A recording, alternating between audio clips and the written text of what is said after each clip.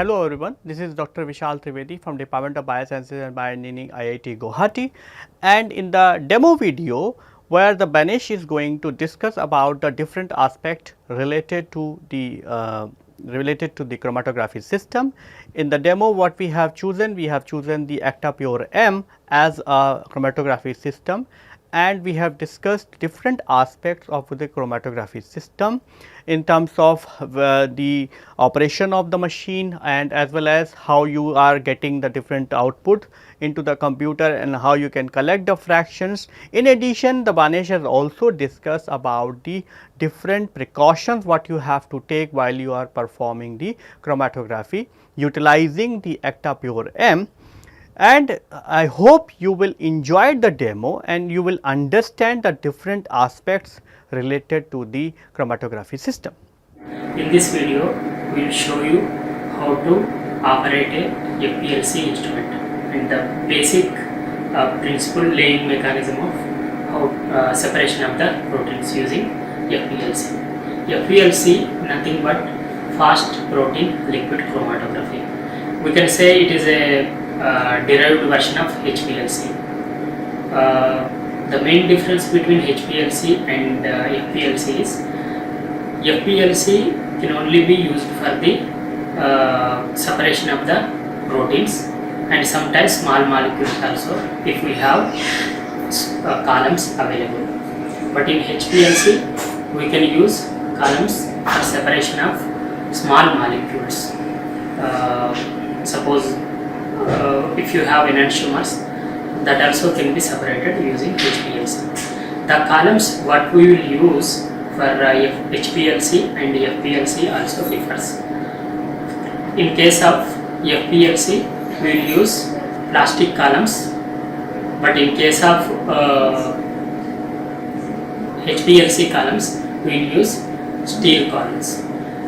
Because the main reason why we are using like this is, if you use stainless steel columns in FPLC, because of the salts and high concentration of the salts and different materials we are using, it may corrode the steel. So that's why there may be improper separation of the component which we want to separate. So that's why we will use only plastic columns in this one. The separation of the proteins through FPLC is based on the size and shape of the protein. So if you have like in gel filtration chromatography or size exclusion chromatography, in all those mechanisms like size exclusion, gel filtration can be applicable in FPLC also. So it depends on what column you using. So if you want to purify histone proteins, you can use nickel NTA column, pre-packed column. Suppose if you want to only separate high to low molecular weight proteins, you can use any gel filtration column suitable for your protein. But the principle behind the separation is same. So these details of like size exclusion or gel filtration we are shown in previous video. In this video we will show how this instrument can be operated. In our lab we are using ActaPure. This is from GE Health Sciences. So all the component whatever we show, it is similar in other instrument or other companies instruments also, but only the architecture of the instrument changes. So let's see what are the parts it contains. So this is the instrument. It is connected to a system for observation purpose. So in this system it contains this stationary phase. This is the column. This is the mobile phase, that means buffers. This is the area where we will keep all the buffers. So it starts with the pumps actually. So these two are pumps, this one pump and two pump, these two sets. Whatever buffers are coming from this buffer tray, it will enter here. Okay, these pumps, whatever the pressure they are getting, they can be regulated here. This is the pressure monitor. This. So once the pressure is monitored, it will go to mixer. This is the mixer where two different buffers. Suppose if you are using, if you are purifying through nickel NTA column, so in that case you need imidazole in a separate buffer prepared, and one is the equilibration buffer. In that case, if you want to elute that protein, particular histag protein, you have to mix both the buffers A and B, for instance. So those buffers can be mixed here. Once the mixing is done, it will directly goes to the inlet loop. So once it entered into inlet loop, it will go to this chamber where it can be connected to the column. So the top portion of the column, it will connect here. We will show you how to connect the column in coming video. So after that, whatever it comes, it will enter here. And it will come directly into the UV chamber where the eluted component will be detected. So starting the instrument, there is a power button right side of the instrument. You have to just turn on that instrument. Then you can see a white light is blinking here. That means the system just started. So after that, we will go to this software part. For analysis of any elution, we can use this. It comes with the instrument. It is the Unicorn software we use for analysis purpose. So just double click on that one.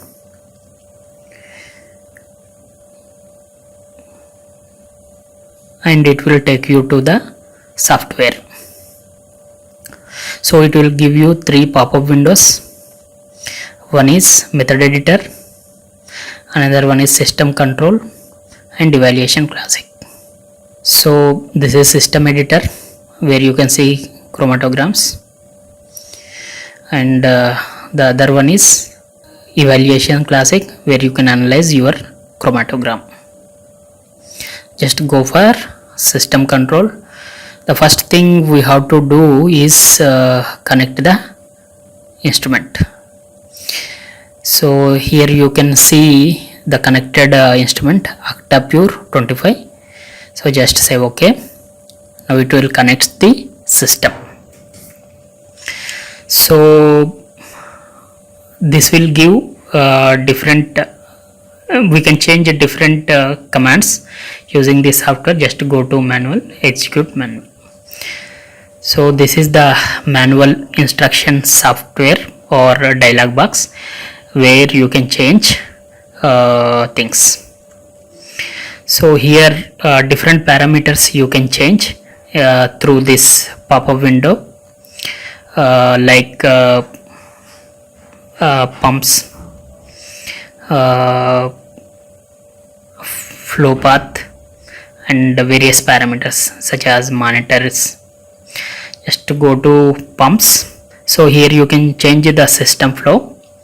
So we can keep up to 20 ml if there is no column connected. So normal condition we can keep 5 ml also. So you just say insert this thing in order to execute it by system. Now here it is monitors, very important thing. We have three wavelengths here. We can monitor at three different wavelengths. So your choice you can give. So we are giving 280, 215 and 254. Just insert and say execute. So it started. You can see the green path is highlighted and also chromatograms appearing in the chromatogram area. So it will give three different chromatograms So one corresponding to blue, that is 280 nanometer for tryptophan tyrosine fluorescence. Second one is 254 nanometer for RNA or DNA related, and third one is 215 for peptide. So here we can see the path of the flow, how it is connected, starting from buffer A. So here buffer A, and it will go through the pump and mixing. Through mixer it will go to all the way to waste. So here different parameters we can change during running. We can change B also. If you want to change B, you just say start pump B. So see, we can see highlighted area. If you stop the program, it will save automatically. See, you can see some dialog box appears preparing for new run. This is software introduction. These are the buffers we are going to use for this demo. The buffers need to be filtered through 0.2 micron filter and also degassed. For degassing purpose, we will use bath sonicator. So it will remove any air or air bubbles present in the buffers. It will remove those things. So we are using most common buffer, that is phosphate buffer with having pH 7.4, and this is the liquid water, and this is 20% ethanol. All the buffers were filtered through 0.2 micron filter paper and also degassed. So we have washed already, the system already being washed. So now what we will do, we will connect the column. So here precautions need to be taken while connecting this thing. So if you have any air bubbles through these loops or the piping system, it will directly enter into column, which will destroy it. So to prevent that, we have to make sure all the loops and pumps got washed thoroughly, and then we will connect in running condition. Before connecting the column, we have to remember few points. This column, whatever the beads are there, this is in 20% ethanol. So if you directly connect it, already ethanol is there. Whatever the flow rate we are giving, it will give more back pressure. So the width between the distance between the column filter and the beads, settled beads, may increase. So that will reduce efficiency of the column. So what we will do, we have to change these pumps into water.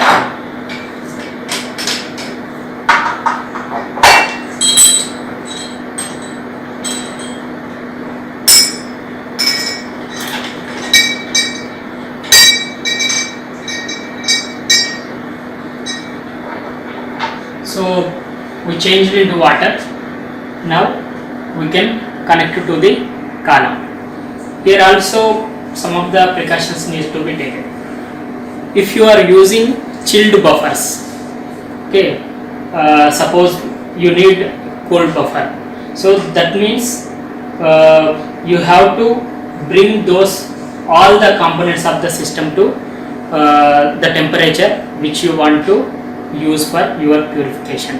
Otherwise, if you having a chilled buffer which directly enter into column, that may clog or precipitate some of the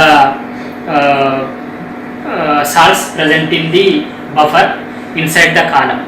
So that will also reduce the efficiency. So this is also need to be taken care while running the FPLC. Before connecting the column, we need to adjust few parameters. So here is the software system flow. I am keeping 0.5 ml per minute since we are going to connect the column. So if the flow rate is more, then the pressure alarm may come. So after that, we have to set the monitors. So this is also I am going to set.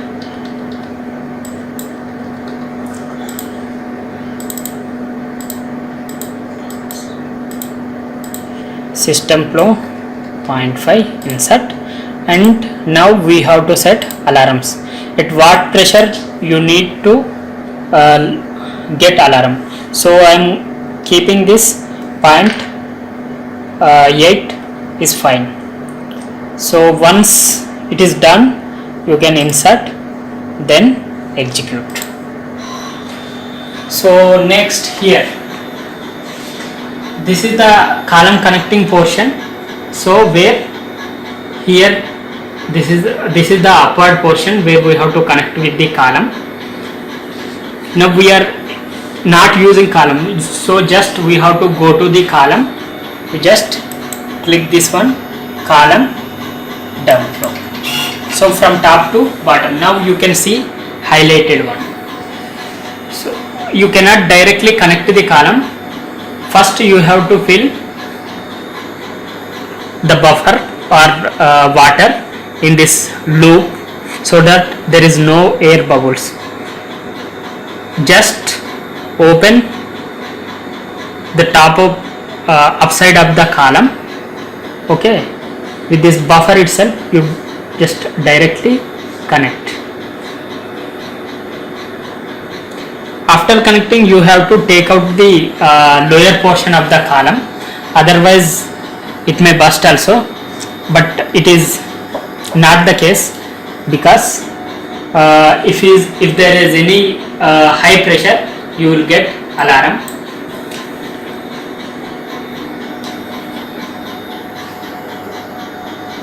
So here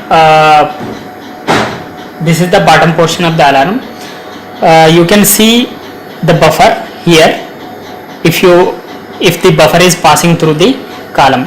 So as we can see, there is a fill up of water in this thing. So once you see complete fill up of this loop or this knob, you can directly insert the lower portion. Once you see the buffer filling in, you just have to connect with the downward portion. So now the column is connected to the system and you need not to touch anything. Everything will be operated on the software. So here see, once the column is connected, you can see there is a change in the different UVs and conduction of the buffer. This is the red one is the this red one is the for conduction, and that green one is the concentration of the, and these are three different UVs. Now we are washing with the water. So after once completely we removed 20% ethanol, then we will equilibrate in the buffer. So the main purpose of the equilibration is, suppose if you are prepared your protein solution in a, suppose say phosphate buffer, so you have water, you are not equilibrated with the phosphate buffer, then you cannot expect good resolution or good separation of the proteins, and also the proteins may not be stable in the other condition like in water, so they may degrade or they may not be useful if you are interested in the enzymatic reactions. So that's why we always do equilibrate the column with the same buffer which our protein of interest is dissolved. So this will also helps good resolution and keep the intact of the structure of the protein. So we are indirectly providing similar conditions for the protein, so it will behave in a native condition. So we completely washed out the ethanol whatever present inside the column. Now we will equilibrate in the phosphate buffer. So as we can see here, the conductance is completely comes to 0, and we can see the completely flat line, flat signal corresponding to UV280. So that means uh, there is no ethanol inside the column. In addition to that, we already washed 30 ml of water. So the total column volume inside the column is, it is around 25 ml. So we also washed with 5 ml extra. So we can be sure that it is completely removed. Now what we have to do is, we have to just pass the things whatever we said already without disturbing anything. So here we can see a pass symbol. You just pass, then come here and change the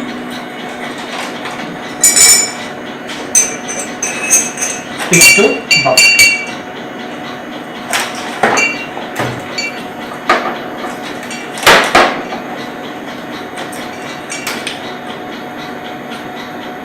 So once that is done, we will reset these things to continue mode. So we can see it is again activated. So we have equilibrated the column using equilibration buffer. So as we can see here, there is a stable line corresponding to UV280, and there is no other illusion coming out. So with this we can confirm that we equilibrated the column properly. So it's time to inject the protein solution and analyze the result. So for injection purpose, this is the port where we are going to inject the solution, protein solution, and this is the loop. Whatever we inject through this injection valve, it will be stored inside this loop. The size of the loop depends on how much protein you want to inject and the column capacity. So we have 1300 HR column also. It is it can be used up to you can inject up to 1 ml. So in this column we cannot inject that much. If you want to inject, we have the company people might also give this kind of loops. So this we will connect as shown in here, and we will use for the injecting the protein solution. So what we will do is, we have to set few parameters here. So here flow path, so injection valve, you have to show it inject here, so insert this one. Okay, once that is over, we just have to insert the protein solution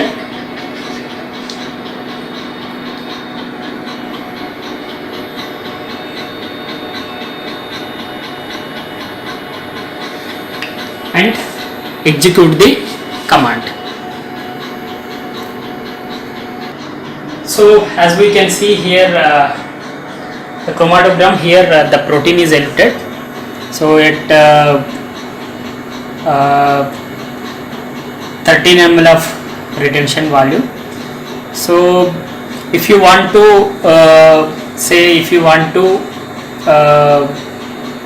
identify the protein molecular weight or determine the unknown protein's molecular weight, you have to run this kind of analysis. Like you need to be known that what is the protein molecular weight, known protein's molecular weight, so which is available actually, commercially available. So you have to take that protein and just inject. Based on that, you have to construct a calibration curve between log molecular weight and the KAV, that is partition coefficient, which is calculated based on the elution volume subtracted with wide volume divided by total volume subtracted with the wide volume. That will give partition coefficient. So whatever you will get a graph straight line, and based on that straight line you can get unknown proteins molecular weight. So that can be discussed in size exclusion chromatography video. Now we will show you how to analyze the results. So this is the software used for evaluation purpose, evaluation classic.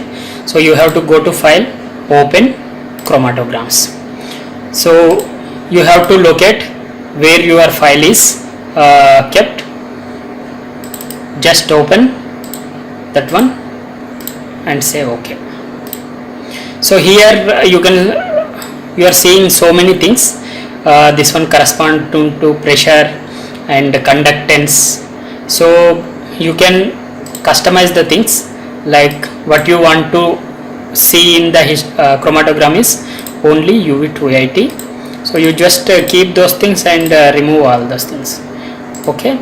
And here also it is showing 380. You don't need 380. You want to take up to 65. So you just go and change the y-axis. So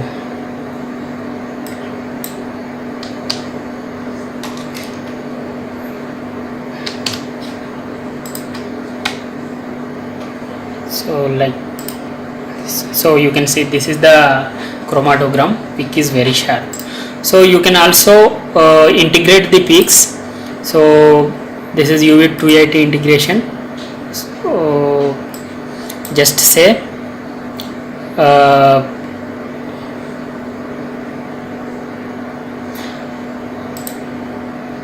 so it will give the exact retention volume of the each and every peak, how many peaks are present. So here we can see 12.86. This is the major peak what we have. So with this you can analyze the results. So if you want to calibrate, you have to calculate retention volume for all the proteins whichever you are using for calibration and construct the calibration curve between partition coefficient and log molecular weight. So with this you can identify unknown proteins molecular weight. So in this particular FELC demo, we showed you how the instrument works, what are the different parts and what are the precautions we need to take while running the instrument, and how the software works and how to analyze these things. So another point we forgot actually, this is the fraction collector. So while your protein is elting, suppose your protein is elting at 12, so started at 12, you want to collect fractions from that time onwards till the end of the elution. So what you can do, you can use fraction collector also from main window. This is the fraction collector, it will automatically move. So here it contains the sensor, but you need not to touch anything. Okay. So in main system control, here fraction collector, there is an option for fraction collector. How many fractionation you need to be done, when you need to stop fractionation, and how much feed tube fractionation outlet valve, all these things you can set there. In addition to that, you can also set system gradient flow. Suppose you want to elute a protein with the gradient, you don't know at what particular concentration of imidazole if you are using nickel NTA column, or at what particular concentration the protein higher or lower molecular weight elutes. So with this you can just adjust the concentration and length. You have to give in suppose 60 minutes. So what system will do, it will over 60 minutes of time it will increase 0 to 50%. So you can do this one reverse gradient also. So first you will give 15 and time you can keep just suppose 1 minute. So from time when you start the system, it will starts with the 50% of the B and reduces to 0. So all these things will make you familiarize how the system works with the fast protein liquid chromatography. So hope these things will help you to achieve your goals in your research. Thanks for watching. Now we understand how a fast protein liquid chromatography works. So after using the instrument, we have to from buffer to water we have to change the valves, because if you are directly keeping in the 20% ethanol, it may the ethanol whichever present in the buffer and the proteins or salts present in the column, they may get precipitated and clog the column. So it is a better practice, first you change this buffer system to water, then wash thoroughly whatever the salts present inside the column, it got eluted, then again you change to the 20% ethanol for preserving purpose. That need to be remembered for a better performance of the system. I hope you have enjoyed looking at the demo and you have understood the different operational steps what is required to perform the chromatography. You can be able to modulate these steps, because it is possible that you may not have the Acta-Pure M in your laboratory, you might have some other chromatography system. So, what I suggest is that you can actually go through with the manual, and the overall the steps are going to be the remain same, except that the positioning of the buttons and all other minute detail might be different. So, with this I would like to conclude our lecture here. Thank you.